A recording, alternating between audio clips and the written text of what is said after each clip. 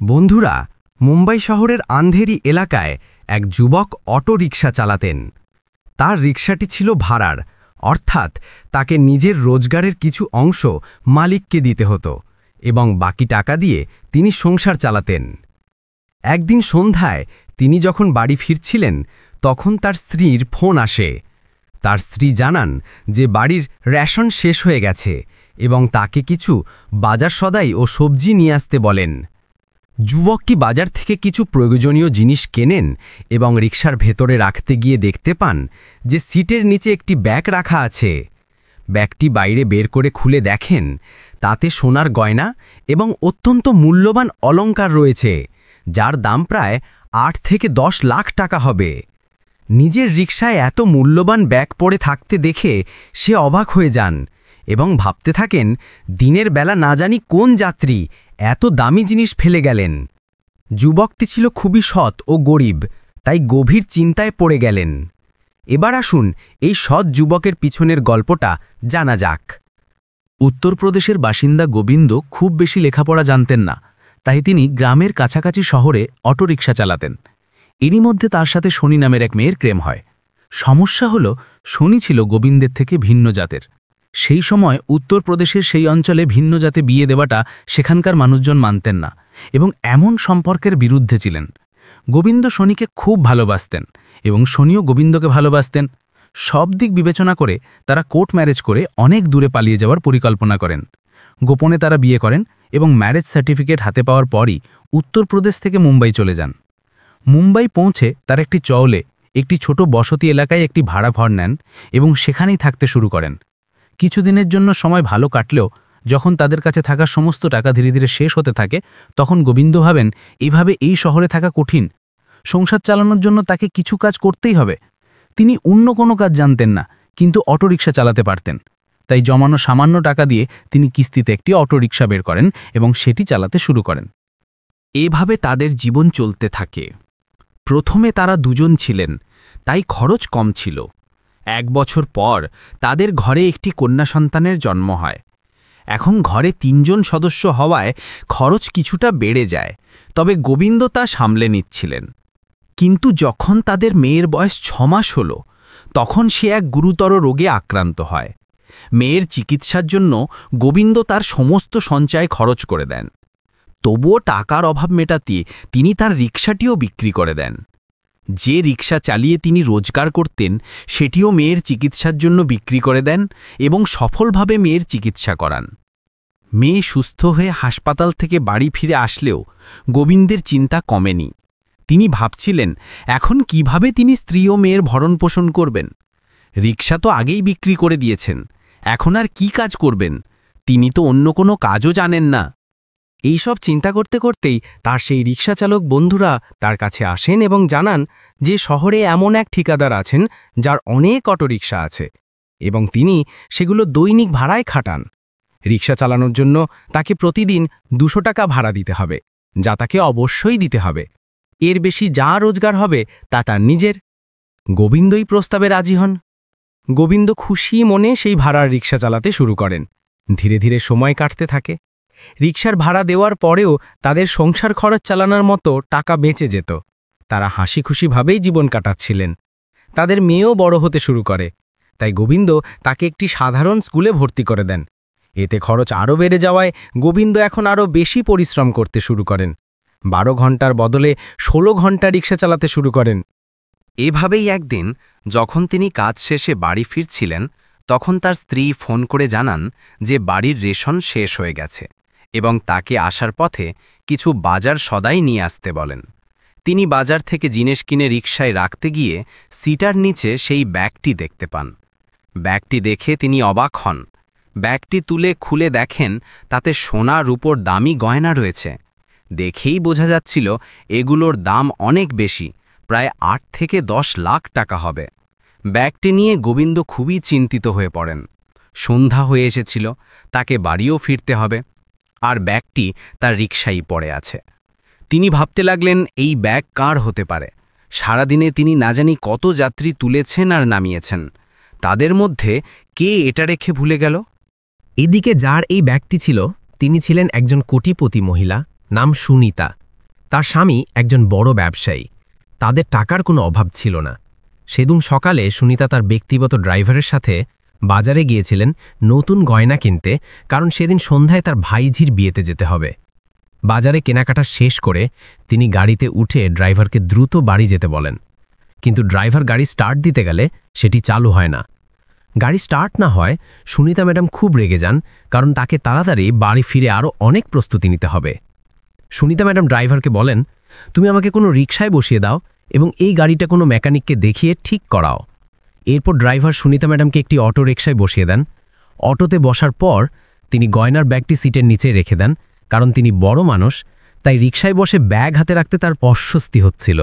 বাড়িতে পৌঁছানোর পর তিনি তাড়াহুড়োয় শুধু নিজের হ্যান্ডব্যাগটি নিয়ে বাড়ির ভেতরে চলে যান এবং সেই মূল্যবান ব্যাগটি সেখানেই ভুলে যান। সাধারণত তার ব্যাগগুলো ড্রাইভাররাই ভেতরে নিয়ে আসত, তাই তার খেয়াল ছিল না। ঘরে এসে তিনি দ্রুত তৈরি হন এবং তার ভারিঝির বিয়েতে যাওয়ার জন্য নতুন গয়নাগুলো দেখতে গিয়ে দেখেন সেগুলো কোথাও নেই। তিনি অবাক হয়ে যান। প্রথমে তিনি ভাবেন হয়তো গয়নাগুলো স্বর্ণকারের দোকানেই রয়ে গেছে। ইতিমধ্যে ড্রাইভারও গাড়ি ঠিক করে চলে এসেছিল। তিনি ড্রাইভারকে সাথে নিয়ে আবার সেই স্বর্ণকারের দোকানে যান এবং সিসিটিভি ফুটেজ চেক করান। তাতে দেখা যায় দোকান থেকে বেরোয়ার সময় গয়নার ব্যাগটি তারই হাতে ছিল। তখন তিনি বুঝতে পারেন ব্যাগটি হয়তো অটোতেই ফেলে এসেছেন। তিনি অটো স্ট্যান্ডে গিয়ে সবার কাছে খোঁজ নেন, কিন্তু কোনো চালকের সন্ধান পান না। এরপর সুনিতা ম্যাডামের দুশ্চিন্তা আরও বেড়ে যায় এবং তিনি কাছাকাছি একটি থানায় গিয়ে ব্যাগের নিখোঁজ হওয়ার রিপোর্ট লেখান। কারণ তিনি ভাবছিলেন ব্যাগটি যদি কারো কাছে পাওয়া যায় তবে সে অবশ্যই থানায় জমা দিতে আসবে। কিন্তু 1-2 ঘন্টার তদন্তের পরেও কোনো খোঁজ না পেয়ে তিনি নিরাশ হয়ে বাড়ি ফিরে যান এবং গভীর চিন্তায় মগ্ন হয়ে থাকেন। তিনি ভাবছিলেন যদি সময়মতো গয়নাগুলো না পান তবে ভাইজিকে কী উপহার দেবেন। তিনি নতুন গয়নাগুলো বিশেষ অর্ডার দিয়ে তৈরি করিয়েছিলেন। এখন আবার কিনতে গেলে অনেক দিন অপেক্ষা করতে হবে, অথচ উপহার আজ সন্ধ্যায় দিতে হবে। এই সব ভেবেই তিনি খুব চিন্তিত ছিলেন। ঠিক তখনই হঠাৎ তার দরজার ঘণ্টা বেজে ওঠে। সুনিতা ম্যাডাম বাইরে গিয়ে দরজা খোলেন এবং দেখেন সেই অটোরিকশা চালক গোবিন্দ তার দরজায় দাঁড়িয়ে আছেন। গোবিন্দকে দেখেই তিনি জিজ্ঞেস করেন, ম্যাডাম জি, আপনার কি কোনো ব্যাগ আমার রিকশায় পড়ে গিয়েছিল? সুনিতা ম্যাডাম সাথে সাথেই উত্তর দেন, হ্যাঁ, আমার ব্যাগ তোমাদের রিকশায় পড়ে গিয়েছিল। গোবিন্দ তখন ব্যাগের রং জানতে চান। সুনিতা ম্যাডাম দ্বিধা না করে জানান যে সেটি ছিল লাল রঙের এবং তার ভেতরে প্রায় 10 লাখ টাকার মূল্যবান গয়না ছিল। এই কথা শুনে গোবিন্দ নিশ্চিত হন যে ব্যাগটি এই ম্যাডামেরই। এরপর সে তার রিকশার কাছে যান এবং ব্যাগটি বের করে সুনিতা ম্যাডামের হাতে তুলে দেন। সুনিতা ব্যাগটি দেখেন এবং তারপর সেই যুবকটির দিকে তাকান। তিনি হতবাক হয়ে দাঁড়িয়ে থাকেন। তিনি ভাবছিলেন, একজন সাধারণ অটোরিকশা চালক যে খুবই গরিব, সে আমার এত মূল্যবান ব্যাগ যা সে পেয়েছে কেন আমাকে ফিরিয়ে দিতে এলো? কেননা আজকের দিনে এত সৎ মানুষ খুঁজে পাওয়া খুবই কঠিন। এই কারণেই সুনিতা ম্যাডাম অবাক হয়ে যান। এরপর তুমি গোবিন্দকে তার ঘরে ডেকে আনেন, তাকে অনেক ধন্যবাদ জানান এবং বলেন, তুমি জানো না তুমি আমাকে কত বড় আনন্দ ফিরিয়ে দিয়েছ। আজকের দিনে এই ব্যাগটি আমার জন্য খুব জরুরি ছিল।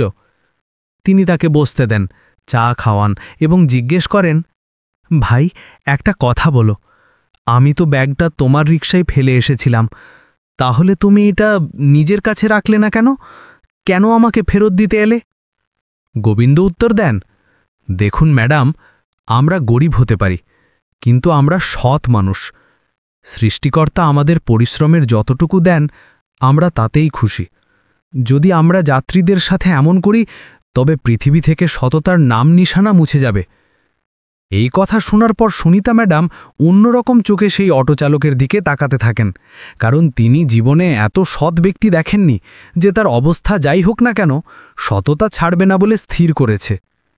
এরপর সুনিতা ম্যাডাম জিজ্ঞেস করেন, আমি তো 4 ঘন্টা আগে তোমার রিকশায় ব্যাগটা ফেলে এসেছিলাম, তাহলে তুমি এত দেরি করে এলে কেন? গোবিন্দ ম্যাডামকে পুরো ঘটনাটি খুলে বলেন যে, ম্যাডাম, আমি আমার সারাদিনের কাজ শেষ করে বাড়ি ফিরছিলাম। তখনই আমার স্ত্রীর ফোন আসে এবং সে আমাকে বাজার আনতে বলে। গোবিন্দের সব কথা শুনে সুনিতা ম্যাডাম তাকে আরও বেশি সম্মানের চোখে দেখতে থাকেন এবং গোবিন্দকে বলেন যে তিনি তাকে কিছু সাহায্য করতে চান। তিনি গোবিন্দকে তার নাম, নম্বর এবং ঠিকানা জানাতে বলেন। গোবিন্দ তার তথ্য জানান এবং বলেন, ম্যাডাম জি, আপনারা আমাদের জন্য কিছু করার দরকার নেই। আমরা যেমন আছি ভালো আছি।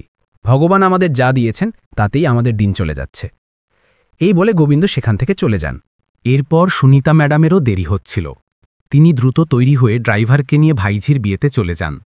সেখানে তিনি বিয়ে উপভোগ করেন এবং গয়নাগুলো তার ভাইঝিকে উপহার দেন। এরপর তিনি বাড়ি ফিরে আসেন। কিন্তু পুরো বিয়েতে তিনি সেই অটোরিকশা চালক গোবিন্দকেই মনে মনে স্মরণ করতে থাকেন। তিনি লোকজনের কাছে তার প্রশংসা করতে থাকেন, গোবিন্দের সততার কথা সবাইকে বলেন এবং নিজে অবাক হন যে একজন মানুষ এত সৎ হতে পারে। পরের দিন সকালে ম্যাডাম আবার তৈরি হয়ে ড্রাইভারকে সাথে নিয়ে সেই পুলিশ স্টেশনে পৌঁছান, যেখানে তিনি রিপোর্ট দায়ের করেছিলেন। সেখানে তিনি পুলিশ কর্মকর্তাকে সমস্ত ঘটনা বলেন যে রিকশাচালক তার ব্যাগটি অক্ষত অবস্থায় তাকে ফিরিয়ে দিয়েছেন এবং তিনি খুবই সৎ। এই ঘটনা শুনে পুলিশ অফিসারও অবাক হয়ে যান যে 10 লাখ টাকার গয়না একজন সামান্য অটোচালক কিভাবে ফিরিয়ে দিল। এরপর পুলিশ কর্মকর্তারাও ম্যাডামের কাছ থেকে গোবিন্দের ঠিকানা নেন এবং তাকে সম্মান জানাতে ও পুরস্কৃত করতে পরিকল্পনা করেন। এদিকে সুনিতা ম্যাডাম কিছু নতুন কাপড়, রেশনের জিনিসপত্র ইত্যাদি নিয়ে গোবিন্দের বাড়িতে যান। একটি বিলাসবহুল গাড়ি তাদের বিল্ডিংয়ের নিচে এসে থামলে সবাই অবাক হয়ে যায়, কারণ এত বড় গাড়ি আগে কখনো তাদের বিল্ডিংয়ের নিচে আসেনি। সুনিতা ম্যাডাম গাড়ি থেকে নেমে গোবিন্দের ঘরে পৌঁছান। সেখানে পৌঁছে দেখেন গোবিন্দের স্ত্রী ঘরের কাজ করছেন। গোবিন্দের স্ত্রী সুনিতা ম্যাডামকে দেখে অবাক ও চিন্তিত হয়ে যান। নি ভাবছিলেন এই ম্যাডাম কে এবং কেন তাদের বাড়িতে এসেছেন। তবে সুনিতা ম্যাডাম আগেই গোবিন্দকে ফোন করে জানিয়ে দিয়েছিলেন যে তিনি আজ তাদের বাড়িতে যাচ্ছেন এবং গোবিন্দ যেন তার মেয়েকে নিয়ে তাড়াতাড়ি বাড়ি ফেরে। কিছুক্ষণের মধ্যেই গোবিন্দ স্কুল থেকে মেয়েকে ছুটি করিয়ে সাথে নিয়ে বাড়ি ফিরে আসেন। তিনি তার স্ত্রীকে ম্যাডামের সাথে পরিচয় করিয়ে দেন এবং বলেন যে ইনি সেই ম্যাডাম যার কথা তিনি রাতে বলছিলেন। এরপর সুনিতা ম্যাডাম তার ড্রাইভার ও কর্মচারীকে গাড়ি থেকে জিনিসপত্র আনতে বলেন। তিনি আগে থেকে গোবিন্দের পরিবারের ব্যাপারে খোঁজ নিয়েছিলেন যে তাদের বাড়িতে কে কে থাকে এবং সেই অনুযায়ী উপহার নিয়ে এসেছিলেন। গোবিন্দের স্ত্রীর জন্য কিছু শাড়ি ও অন্যান্য জিনিস এবং মেয়ের জন্য নতুন জামাকাপড় ও খেলনা নিয়ে আসেন। বাড়ির জন্য সব ধরনের রেশনও নিয়ে এসেছিলেন। যখন তিনি সমস্ত জিনিসপত্র গোবিন্দদের দিতে শুরু করেন, তখন গোবিন্দ প্রথমে মানা করেন এবং বলেন, ম্যাডাম, এসবের কোনো দরকার নেই। আপনার কোনো জিনিস যদি ভুলবশত আমার রিকশায় রয়ে গিয়েছিল, তবে তা ফিরিয়ে দেওয়া আমার কর্তব্য ছিল এবং আমি শুধু সেটাই করেছি। সুনিতা ম্যাডাম তখন বলেন, না না, এমন কোনো কথা নয়। আপনাকে এই জিনিসগুলো গ্রহণ করতেই হবে। আপনি চাইলেই টাকার গয়না দিয়ে এমন আরও 4টে রিকশা কিনতে পারতেন। আমি আপনার উপর কোনো দয়া দেখাচ্ছি না, শুধু আপনার সততার একটি ছোট পুরস্কার দিতে চাইছি। এটাই মনে করে আপনি দয়া করে এটা রাখুন। এরপর তিনি সমস্ত জিনিস গোবিন্দের ঘরে জমা করিয়ে দেন এবং তাদের সাথে অনেকক্ষণ বসে গল্প করেন। গোবিন্দ তখন ম্যাডামকে তার পুরো প্রেমের গল্প, জীবনে আসা সব কঠিন পরিস্থিতি সম্পর্কে জানান। তার গল্প শুনে সুনিতা ম্যাডামও খুব আবেগপ্রবণ হয়ে পড়েন। গোবিন্দ জানান যে তিনি যে রিকশা চালান সেটাও তার নিজের নয়, ভাড়ার, এবং তার মেয়ে একটি সাধারণ স্কুলে পড়তে যায়। এসব কথা শুনে সুনিতা ম্যাডাম তাদের আরও বেশি সাহায্য করতে চাইল। তিনি গোবিন্দের মেয়েকে নিজের মেয়ে হিসেবে আখ্যা দেন এবং বলেন যে তার মেয়ের পুরো জীবনের দায়িত্ব তিনি নিজের কাঁধে তুলে নিলেন। এই কথা শুনে গোবিন্দ ও তার স্ত্রী অবাক হয়ে যান। তারা দুজনেই মানা করেন, কিন্তু ম্যাডাম তার সিদ্ধান্তে অটল থাকেন। তিনি তাদের মেয়ের একটি বড় স্কুলে ভর্তির ব্যবস্থা করে দেন এবং গোবিন্দকে তার অফিসের ঠিকানা দিয়ে বলেন, আপনি কাল আমার সাথেই অফিসে এসে দেখা করবেন। পরের দিন গোবিন্দ রিকশা নিয়ে সেই ঠিকানায় পৌঁছান। সেখানে সুনিতা ম্যাডাম তার ম্যানেজারকে গোবিন্দকে দেখিয়ে বলেন, আপনি এর জন্য একটি নতুন অটোরিকশা বের করে দিন এবং রিকশার পুরো টাকা কোম্পানির অ্যাকাউন্ট থেকে মিটিয়ে দিন। গোবিন্দ আবারও মানা করেন, কিন্তু ম্যাডাম জোর করে তাকে একটি নতুন অটোরিকশা কিনে দেন। এখন গোবিন্দ নিজের অটোরিকশা চালান।